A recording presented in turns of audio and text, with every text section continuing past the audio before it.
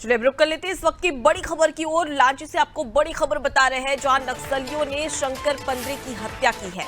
गोली मारकर शंकर पंद्रे की हत्या की, जहां पर मौत के घाट शंकर पंद्रे को उतारा नक्सलियों के द्वारा।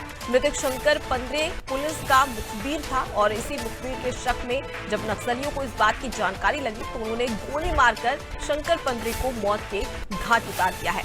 देखिए, नक्सलियों की लगातार सक्रियता नजर आ रही है। जैसे जैसे चुनाव करीब आ रहे हैं उसी प्रकार से नक्सली अपनी अलग अलग वारदातों को अंजाम देने से भी नहीं कतरा रहे हैं और यही वजह है कि एक बार फिर से नक्सलियों ने शंकर पंद्रे की हत्या की है।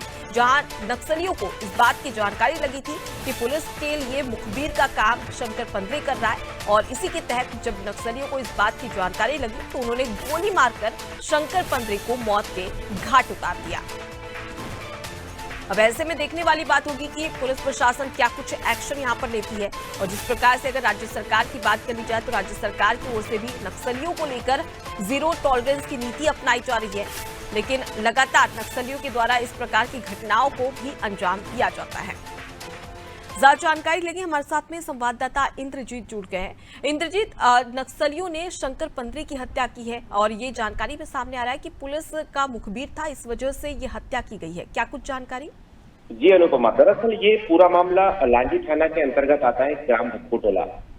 ये मुखबिर मतलब वो था ही जी, और वो मुखबिर जब उसका लड़का भी मुखबिर था जिसको पुलिस ने उसका इनाम देते हुए पुलिस ने भर्ती की थी। इन दोनों पिता पुत्र की मुखबिरी पर इनकाउंटर भी हुआ था नक्सलियों का।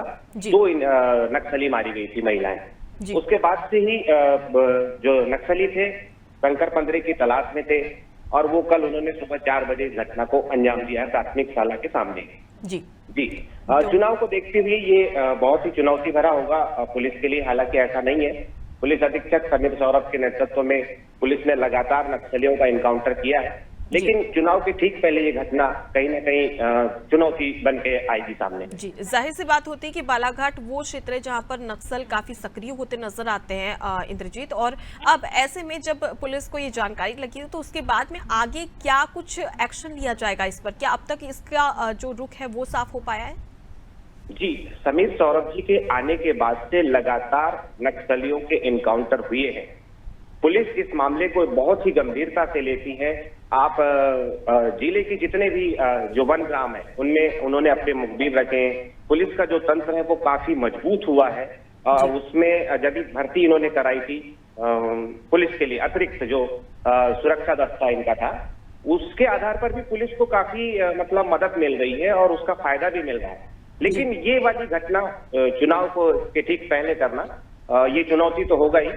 देखते हैं कि इसके बाद क्या और रणनीति होती है पुलिस की और कितना उसमें सफलता मिलती है। जी, बहुत शुक्रिया इंद्रजीत तमाम जानकारी हम तक पहुंचाने के लिए।